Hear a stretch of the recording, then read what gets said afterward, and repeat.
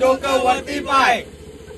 जय भवानी, जय शिवाजी, जय भवानी, जय शिवाजी, जय भवानी, जय शिवाजी। अरे या निर्लज्ज संजय राऊतचं करायचं काय? खाली डोकं वरती पाय। अरे या निर्लज्ज संजय राऊतचं करायचं काय? खाली डोकं वरती पाय। जन्माला आला ह्याला आणि शिंदे साहेबांच्या घरी पाणी भरून गेला।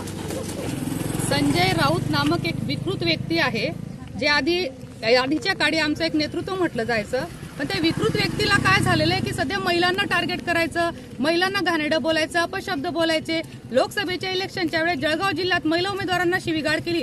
कंगना राणावतच्या घरापासून नवनीत राणापासून यांना महिला यांचं टार्गेट असतं, म्हणून आज नाईलाजाने इव्हन आम्ही महिलांना गुलाब गँग, गुलाबो असे शब्द त्यांनी वापरले, गँगस्टर शब्द वापरले, त्यांना हे शोभा देत नाही।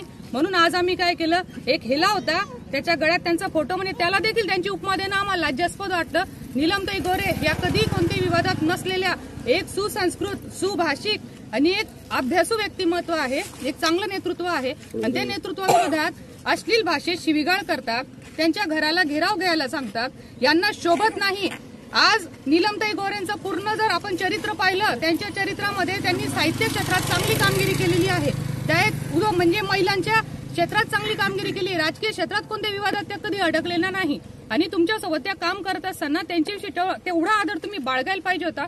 तुम्ही त्यांची गरिमेला धक्का लावला, त्यांच्या अस्मितेला धक्का लावला, आणि तुम्हाला महिलांना टार्गेट करणं खूप सोपं वाटतं। म्हणून संजय राऊताला आज आम्ही ही उपमा दिलेली आहे। ते सुद्धा आम्हाला लाज वाटते की हेला म्हणायची बी लायकी त्यांची नाहीये। या जळगाव जिल्ह्यात त्यांचे काय उद्योग चालतात, जेव्हा महापालिकेचं सत्तांतर झालं त्यावेळेस त्यांना बाजूला ठेवून सत्तांतर का करण्यात आलं याचं उत्तर त्यांनी द्यावं। त्यांनी काय मागणी केली होती नगरसेवकांकडे, कोणत्या गोष्टीची मागणी केली होती? त्यांनी भ्रष्टाचाराच्या गोष्टी करू नये, त्यांनी हरामखोरी हा शब्द वापरू नये, हे बोलताना 4 बोटं त्यांच्याकडे आधी आहेत, नंतर त्यांनी दुसऱ्यावर बोट ठेवायचं, एवढंच आमचं म्हणणं आहे।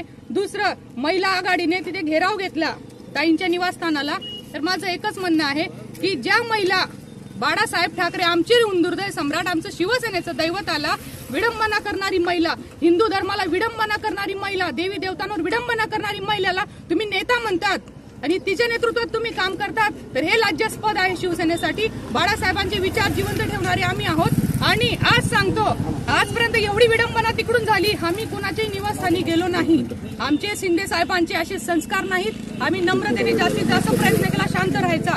पण आता जर यापुढे कोणी असं करायचा प्रयत्न देखील केला ना, त्यांनी घेराव घातलेला आहे, आम्ही घरात घुसून टाकू। अनोखं आंदोलन केलंय, काय सांगा? आज जळगाव जिल्हा महिला शिवसेनेच्या वतीने आणि त्यासोबत जळगाव जिल्हा शिवसेना असेल, महानगर शिवसेना असेल, यांच्या वतीने नेहमी बडबड करणारे हे विकृत मागील काळामध्ये पाहिलं असेल की शिवसेनेच्या माध्यमातून एकत्र काम करत असताना आम्ही त्यांचं नेतृत्व मान्य केलं आणि करत होतो, परंतु ज्या चांगल्या गोष्टी असतील त्यालासुद्धा वायफळ त्या माध्यमातून बोलून वाया घालणं, आज एक नीलमताई गोरे ह्या उच्च शिक्षित आणि चांगल्या प्रतिष्ठित अशा या पदावरती असताना आणि स्त्री असताना त्यांच्याबद्दल वक्तव्य अशा प्रकारे चुकीचं वारंवार करणं हे अशोभनीय आहे। म्हणून आज त्यांचा निषेध म्हणून आज हेल्याला त्यांचा फोटो टाकून आज त्यांचा आम्ही या इथे निषेध केलेला आहे।